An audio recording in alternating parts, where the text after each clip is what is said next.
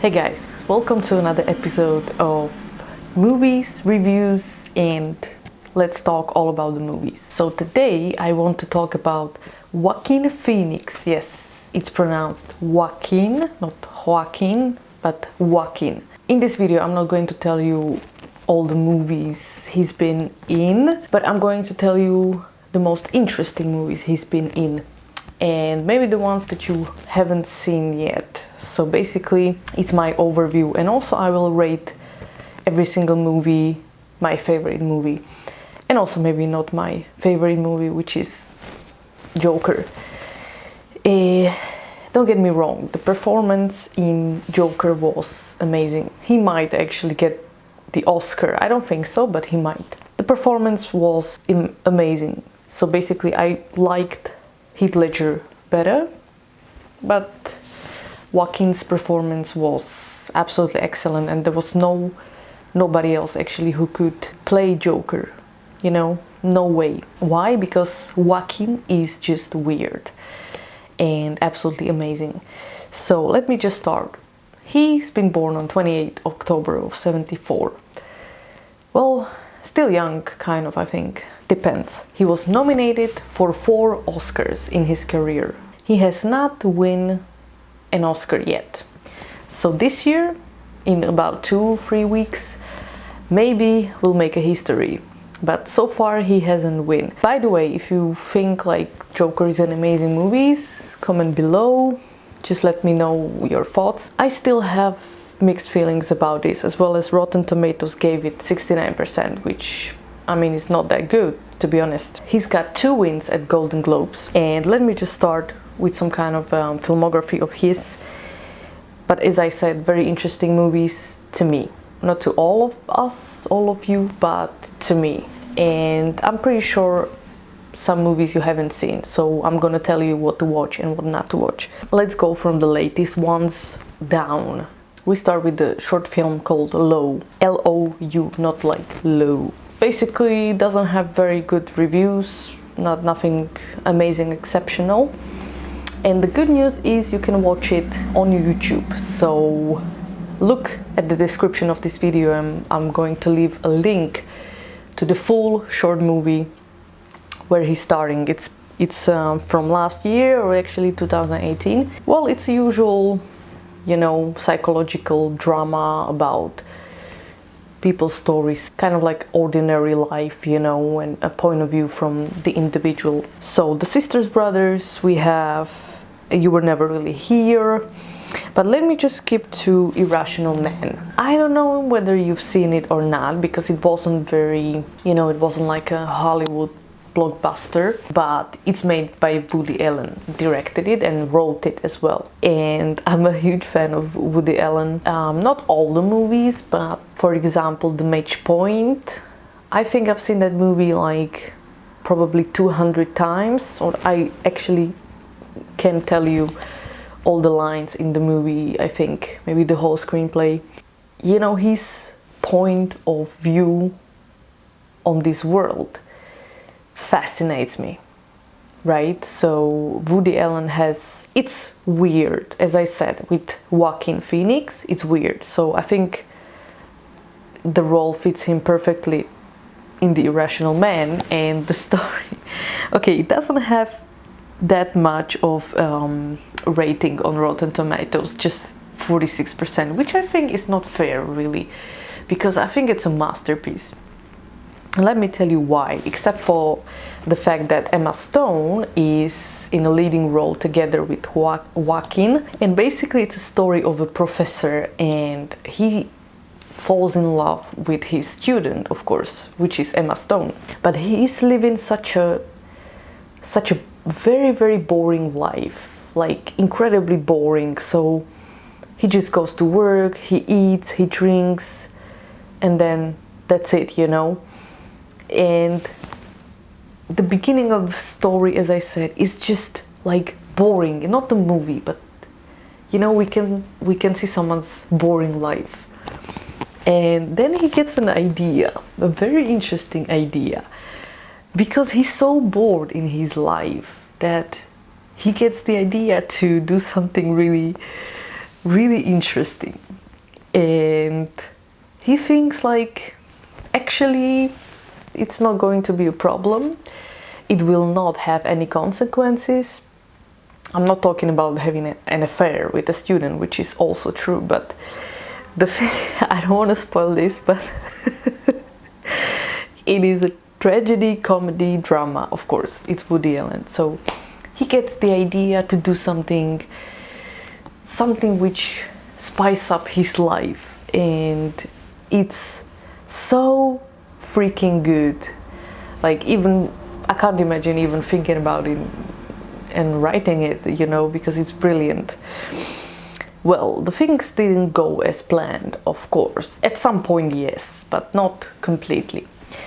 So the end, oh, I wish I could tell you, you know, no, seriously, you gotta watch it. Like, the end, the whole thing, that's why it's called Irrational Man.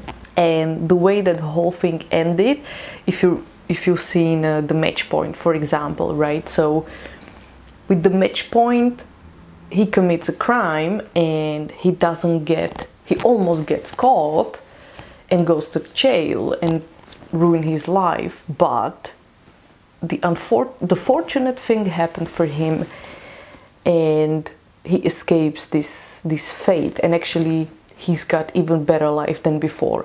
So with the Irrational Man, there's not, I wouldn't say it's something similar. It's actually almost the quite opposite. So, but it's really funny, and I'm just gonna tell you, keep an eye on the flashlight, I should say. That's only hint that I'm going to give you. Flashlight. Her, amazing movie. By the way, did you know, in Her, if you haven't seen it, there's Chris Pratt starring, yes, Chris Pratt, the old school Chris Pratt is starring in this movie, which is quite funny, you know. I think it was right before the Guardians of Galaxy. Scarlett Johansson as the voice of Her. I mean, it's a brilliant choice because she's got like the sexiest voice on the planet, I think, as a woman. I envy this. 94% on Rotten Tomatoes. I mean, really amazing, like well deserved. I have no points to that. And by the way, it won an Oscar for the original screenplay, of course. So definitely watch Her. I recommend that 100%. So we go down to Two Lovers, which starts with Gwyneth Paltrow and Joaquin Phoenix, and it was directed by James Gray, and it got 82% on Rotten Tomatoes. I think it's pretty fair, although it has much more percentage than Irrational Man, which I don't think it's fair, but yeah. 86% of rating on Rotten Tomatoes.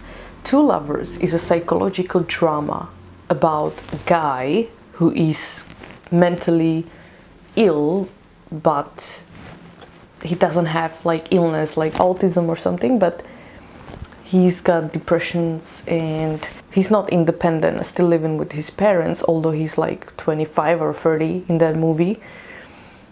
And he suffers from depressions, and he tried to kill himself a few times until he finds a very interesting woman that he falls in love with, and he is absolutely fascinated with her. So the whole movie is about him discovering this new love for life, because he found a new love.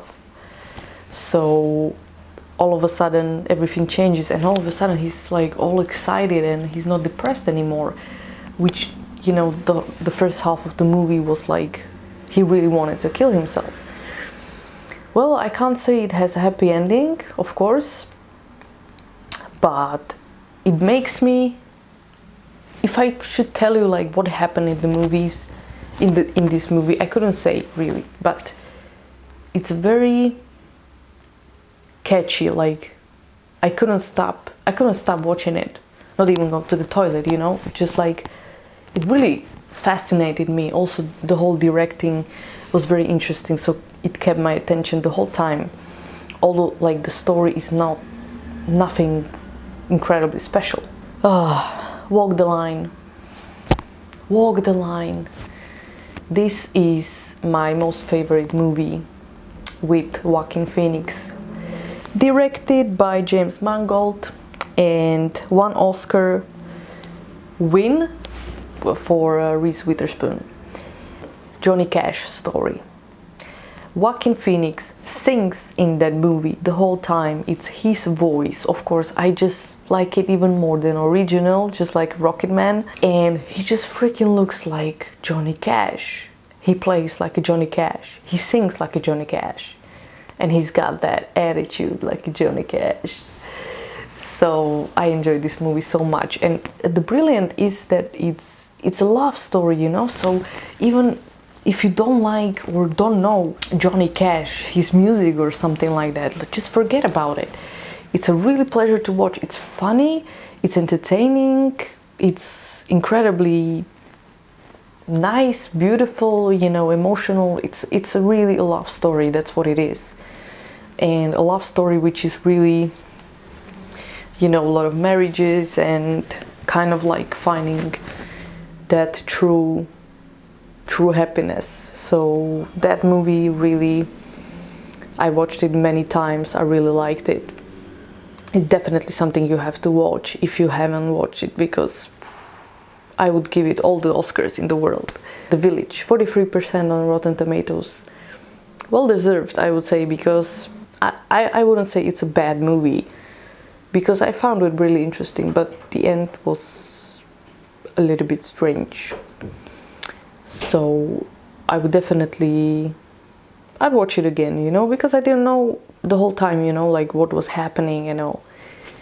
And under that is the Signs, which I remember, I think I was in my teenage years.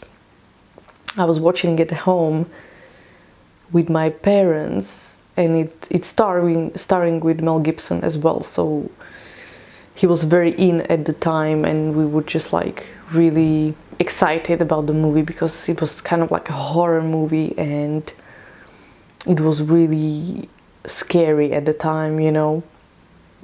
I remember watching it and I was really scared to just go to the toilet, you know that feeling, like 70% on Rotten Tomatoes. Oh, I think it's a fair deal.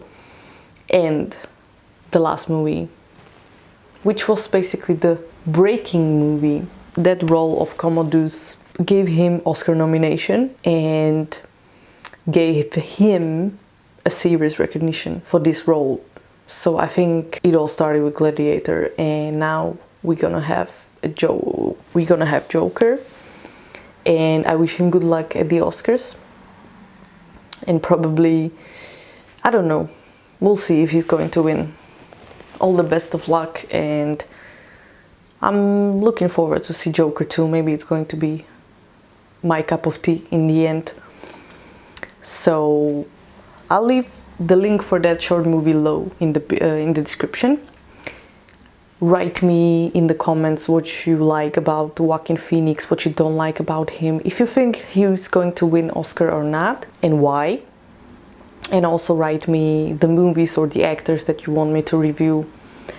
Definitely I'm going to make a video about The Match Point, because that movie, I really want to break it down and show you the fabulous thinking of Woody Allen. So thank you for watching, and see you in the next video. Don't forget to subscribe.